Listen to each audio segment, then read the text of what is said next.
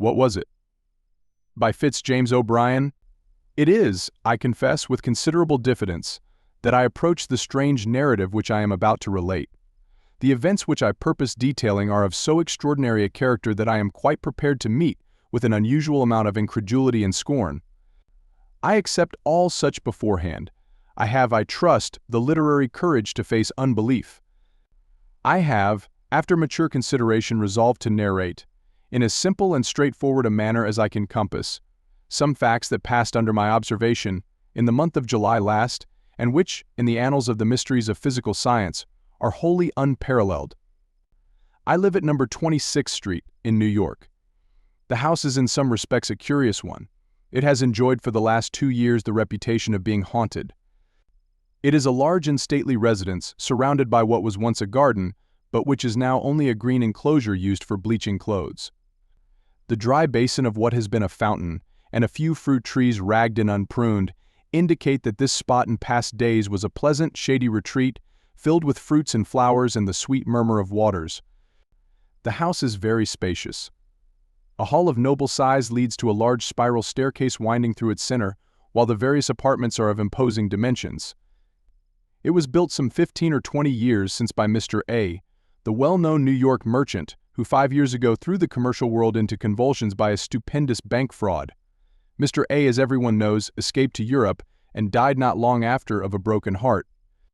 Almost immediately after the news of his decease reached this country and was verified, the report spread in 26th Street that number was haunted. Legal measures had dispossessed the widow of its former owner, and it was inhabited merely by a caretaker and his wife, placed there by the house agent into whose hands it had passed for the purposes of renting or sale. These people declared that they were troubled with unnatural noises. Doors were opened without any visible agency. The remnants of furniture scattered through the various rooms were, during the night, piled one upon the other by unknown hands. Invisible feet passed up and down the stairs in broad daylight, accompanied by the rustle of unseen silk dresses and the gliding of viewless hands along the massive balusters. The caretaker and his wife declared they would live there no longer. The house agent laughed, dismissed them, and put others in their place. The noises and supernatural manifestations continued. The neighborhood caught up the story, and the house remained untenanted for 3 years. Several persons negotiated for it, but, somehow always before the bargain was closed, they heard the unpleasant rumors and declined to treat any further. It was in this state of things that my landlady, who at that time kept a boarding house in Bleecker Street, and who wished to move further uptown, conceived the bold idea of renting number 26th Street.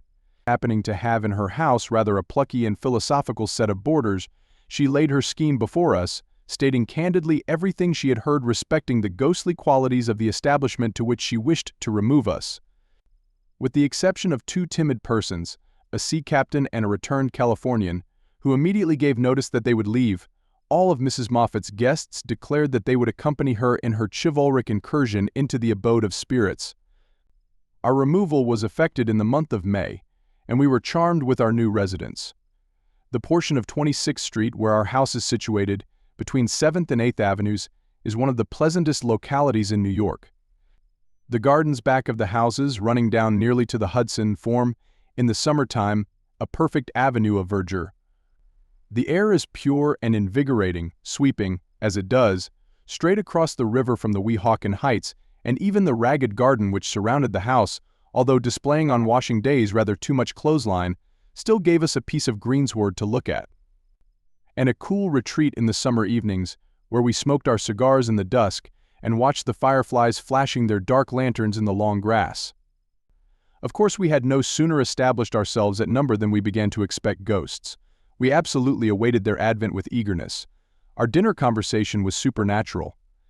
One of the boarders, who had purchased Mrs. Crow's Night Side of Nature for his own private delectation, was regarded as a public enemy by the entire household for not having bought 20 copies.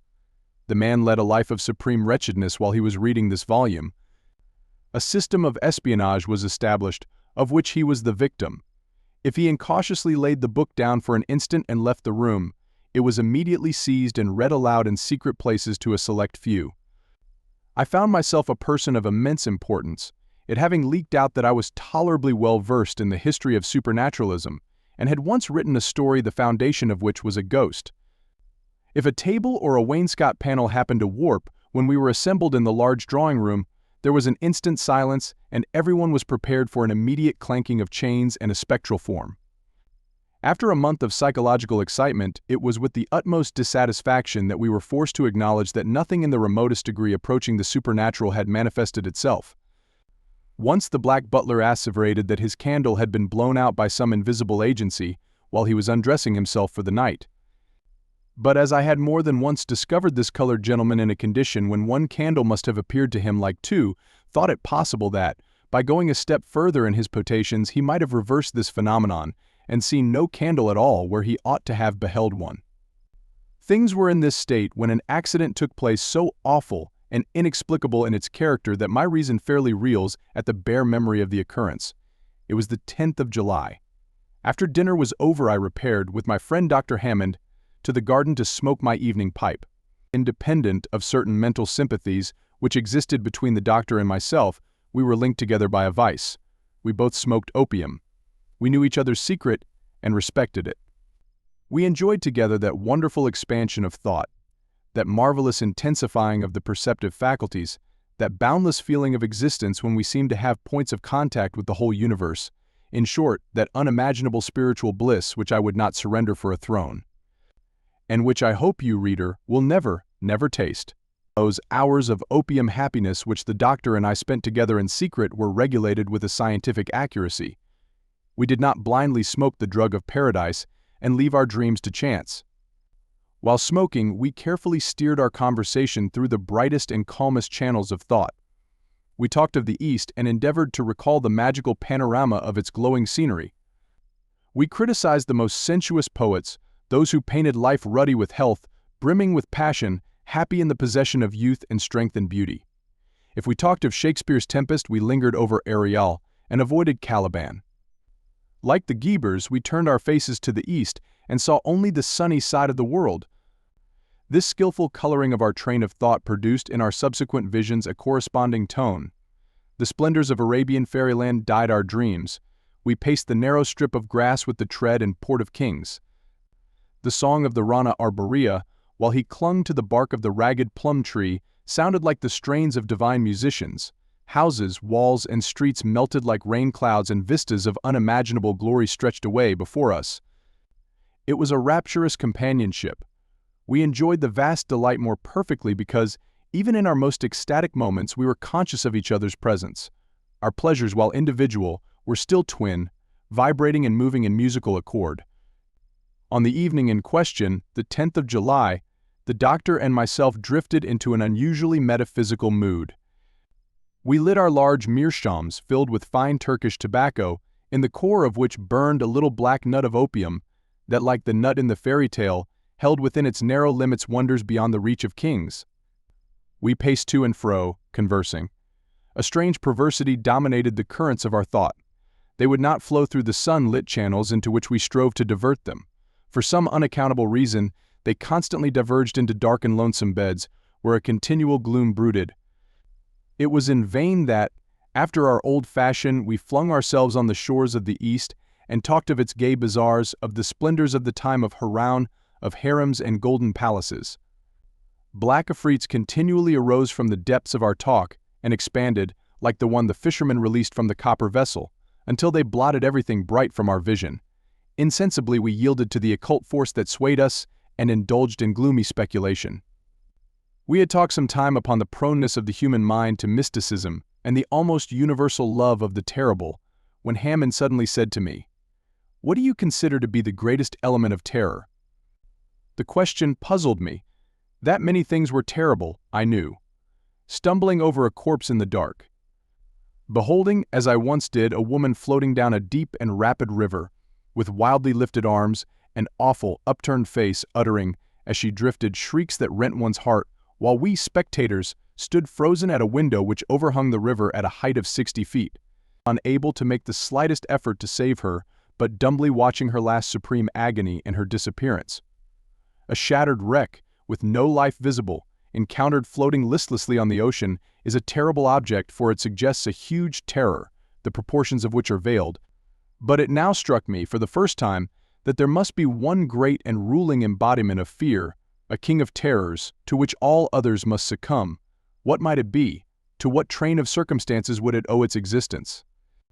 "I confess, Hammond," I replied to my friend, "I never considered the subject before, that there must be one something more terrible than any other thing I feel. I cannot attempt, however, even the most vague definition." "I am somewhat like you, Harry," he answered. "I feel my capacity to experience a terror greater than anything yet conceived by the human mind. Something combining in fearful and unnatural amalgamation hitherto supposed incompatible elements.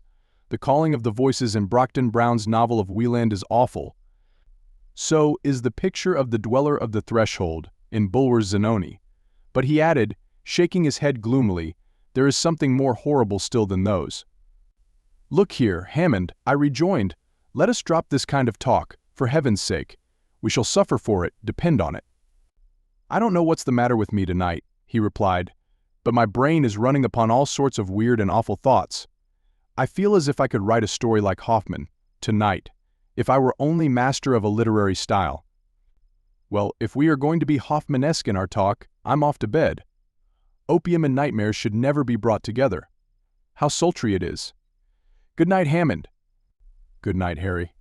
Pleasant dreams to you." "To you, gloomy wretch, afrits, ghouls, and enchanters." We parted, and each sought his respective chamber.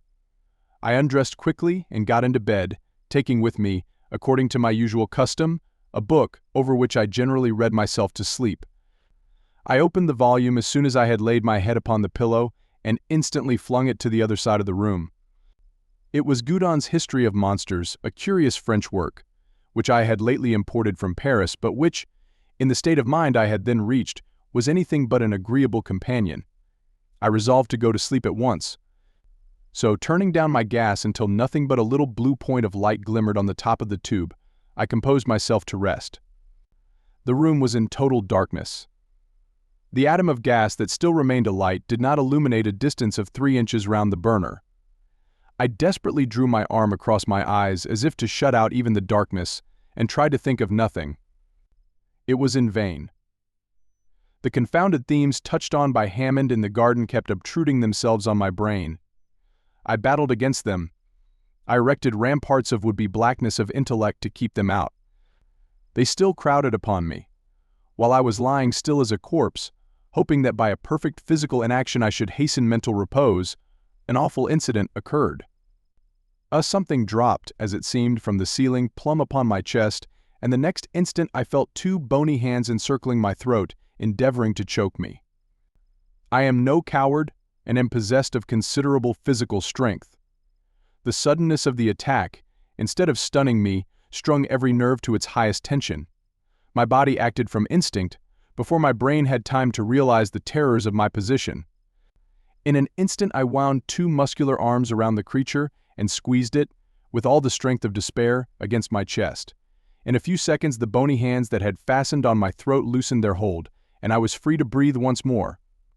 Then commenced a struggle of awful intensity, burst in the most profound darkness, totally ignorant of the nature of the thing by which I was so suddenly attacked, finding my grasp slipping every moment, by reason, it seemed to me, of the entire nakedness of my assailant, bitten with sharp teeth in the shoulder, neck, and chest.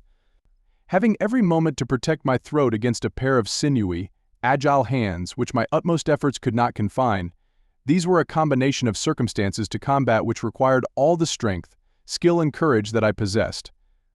At last, after a silent, deadly, exhausting struggle, I got my assailant under by a series of incredible efforts of strength.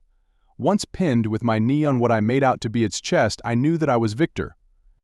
I rested for a moment to breathe.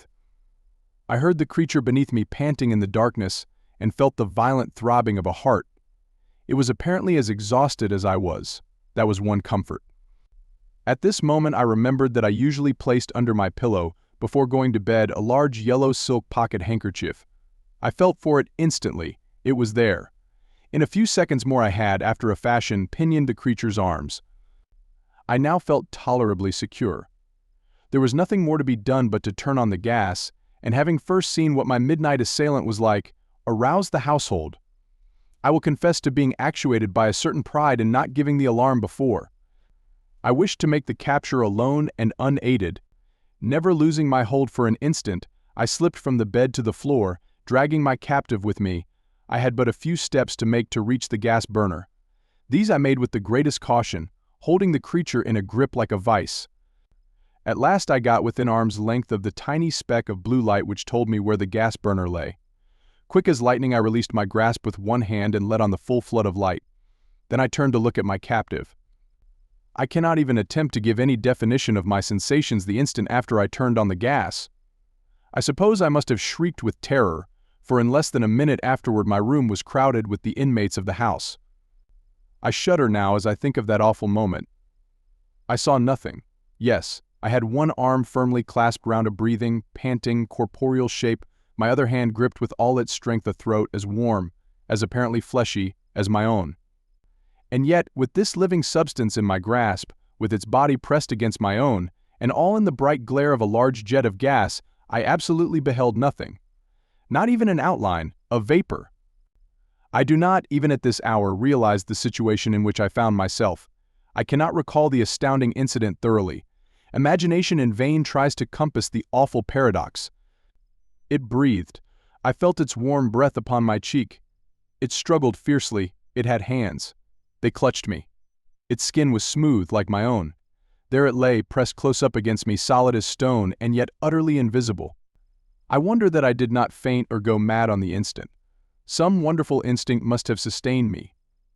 For, absolutely, in place of loosening my hold on the terrible enigma, I seemed to gain an additional strength in my moment of horror, and tighten my grasp with such wonderful force that I felt the creature shivering with agony. Just then Hammond entered my room at the head of the household. As soon as he beheld my face, which, I suppose, must have been an awful sight to look at, he hastened forward, crying, "Great heaven, Harry! What has happened?" "Hammond, Hammond," I cried, "come here. Oh, this is awful. I have been attacked in bed by something or other, which I have hold of, but I can't see it, I can't see it." Hammond, doubtless struck by the unfeigned horror expressed in my countenance, made one or two steps forward with an anxious yet puzzled expression. A very audible titter burst from the remainder of my visitors. This suppressed laughter made me furious. To laugh at a human being in my position, it was the worst species of cruelty. Now I can understand why the appearance of a man struggling violently, as it would seem, with an airy nothing, and calling for assistance against a vision, should have appeared ludicrous. Then, so great was my rage against the mocking crowd that had I the power I would have stricken them dead where they stood. "Hammond, Hammond," I cried again, despairingly, "for God's sake, come to me.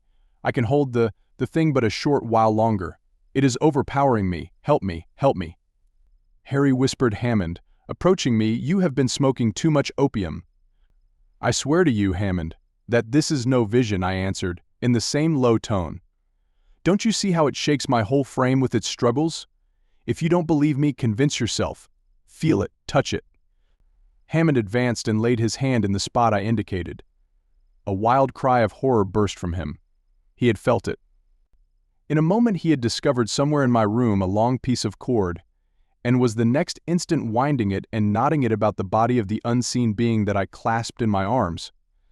"Harry," he said in a hoarse, agitated voice, for though he preserved his presence of mind, he was deeply moved, "Harry, it's all safe now. You may let go, old fellow, if you're tired. The thing can't move."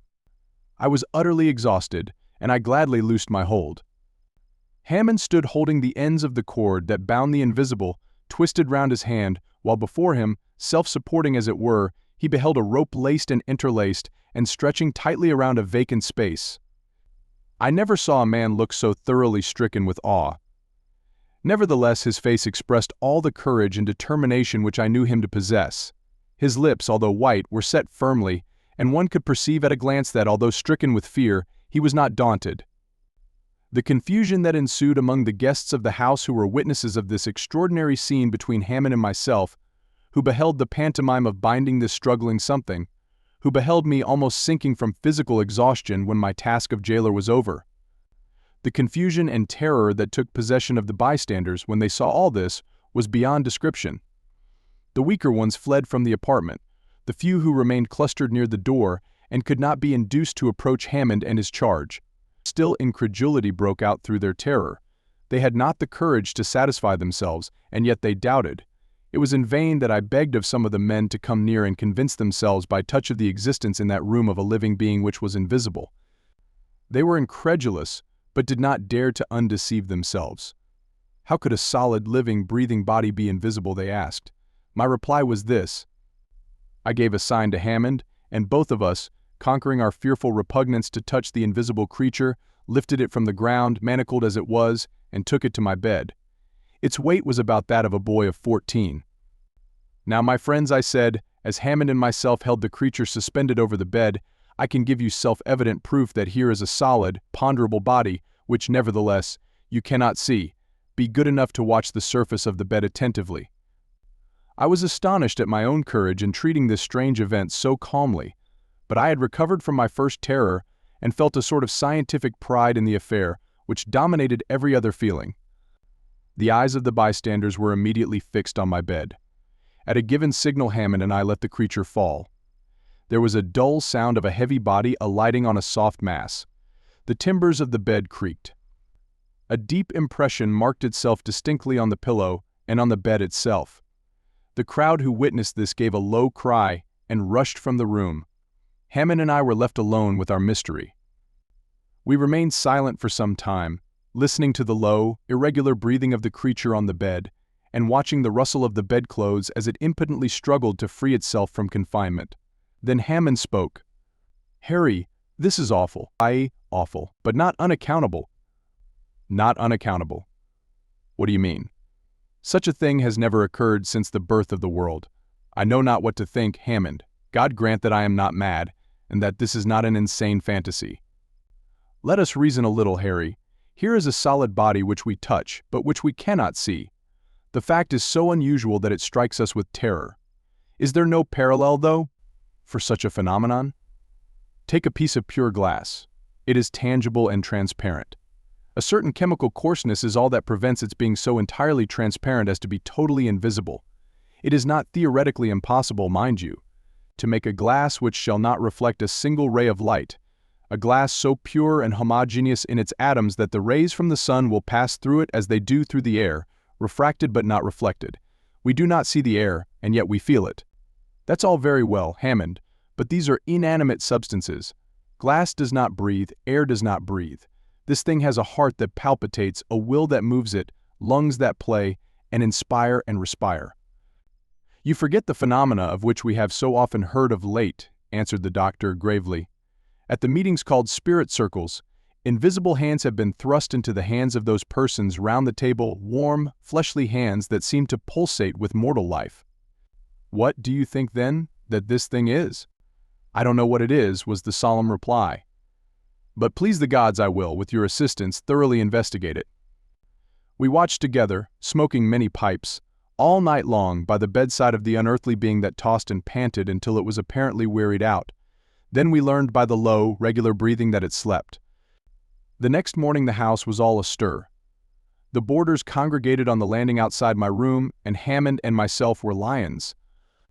We had to answer 1,000 questions as to the state of our extraordinary prisoner, for as yet not one person in the house except ourselves could be induced to set foot in the apartment. The creature was awake. This was evidenced by the convulsive manner in which the bedclothes were moved in its efforts to escape. There was something truly terrible in beholding, as it were, those second-hand indications of the terrible writhings and agonized struggles for liberty which themselves were invisible. Hammond and myself had racked our brains during the long night to discover some means by which we might realize the shape and general appearance of the enigma. As well as we could make out by passing our hands over the creature's form, its outlines and lineaments were human. There was a mouth, a round, smooth head without hair, a nose, which, however, was little elevated above the cheeks, and its hands and feet felt like those of a boy. At first we thought of placing the being on a smooth surface and tracing its outlines with chalk, as shoemakers trace the outline of the foot. This plan was given up as being of no value. Such an outline would give not the slightest idea of its conformation. A happy thought struck me. We would take a cast of it in plaster of Paris. This would give us the solid figure and satisfy all our wishes. But how to do it? The movements of the creature would disturb the setting of the plastic covering and distort the mold. Another thought, why not give it chloroform? It had respiratory organs. That was evident by its breathing. Once reduced to a state of insensibility, we could do with it what we would. Dr. X was sent for. And after the worthy physician had recovered from the first shock of amazement, he proceeded to administer the chloroform. In 3 minutes afterward, we were enabled to remove the fetters from the creature's body, and a modeler was busily engaged in covering the invisible form with the moist clay. In 5 minutes more we had a mold, and before evening a rough facsimile of the mystery. It was shaped like a man, distorted, uncouth, and horrible, but still a man. It was small, not over 4 feet and some inches in height, and its limbs revealed a muscular development that was unparalleled. Its face surpassed in hideousness anything I had ever seen. Gustave Doré, or Caillat, or Tony Johannot never conceived anything so horrible. There is a face in one of the latter's illustrations to Un voyage au vieux Pierre, which somewhat approaches the countenance of this creature, but does not equal it. It was the physiognomy of what I should fancy a ghoul might be. It looked as if it was capable of feeding on human flesh. Having satisfied our curiosity, and bound everyone in the house to secrecy, it became a question what was to be done with our enigma. It was impossible that we should keep such a horror in our house. It was equally impossible that such an awful being should be let loose upon the world. I confess that I would have gladly voted for the creature's destruction, but who would shoulder the responsibility? Who would undertake the execution of this horrible semblance of a human being? Day after day this question was deliberated gravely. The boarders all left the house. Mrs. Moffat was in despair, and threatened Ham and myself with all sorts of legal penalties if we did not remove the horror. Our answer was, "We will go if you like, but we decline taking this creature with us. Remove it yourself if you please. It appeared in your house. On you the responsibility rests." To this there was, of course, no answer. Mrs. Moffat could not obtain for love or money a person who would even approach the mystery. The most singular part of the affair was that we were entirely ignorant of what the creature habitually fed on. Everything in the way of nutriment that we could think of was placed before it, but was never touched. It was awful to stand by day after day and see the clothes toss and hear the hard breathing and know that it was starving. 10, 12 days, a fortnight passed, and it still lived. The pulsations of the heart, however, were daily growing fainter and had now nearly ceased. It was evident that the creature was dying for want of sustenance. While this terrible life struggle was going on, I felt miserable. I could not sleep. Horrible as the creature was, it was pitiful to think of the pangs it was suffering. At last it died.